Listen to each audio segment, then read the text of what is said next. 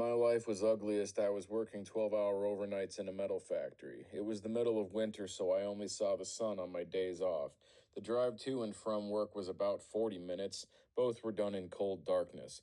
The drives were cozy warm, but I was also profoundly stressed, winding myself up for the day with loud music and caffeine, then unwinding on the ride home. I was always getting food from this 24-hour Mexican place.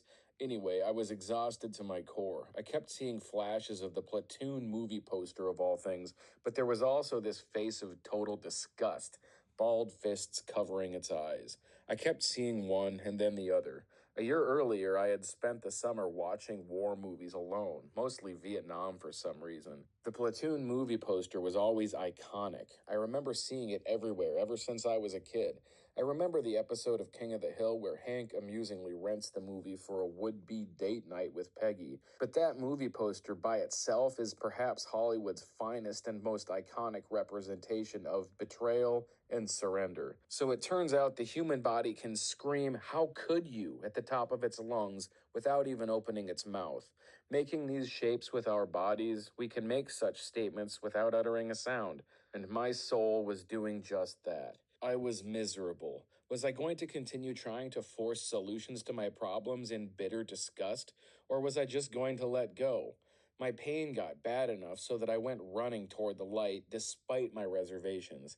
I did everything I could think of to get right. This is a very long story. I don't necessarily enjoy rule following, but I do enjoy potent solutions, or more, I need them.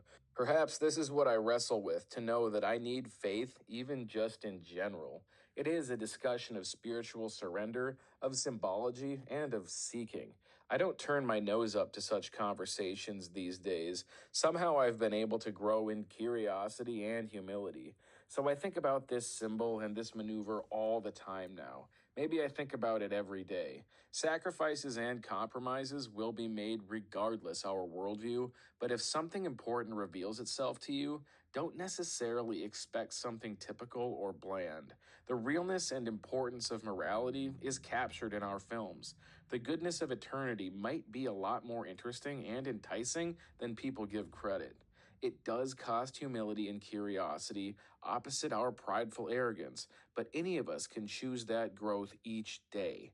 Maybe wisdom is a prayer away, available at the price of, you guessed it, humility and curiosity. It takes courage to begin and courage to persevere.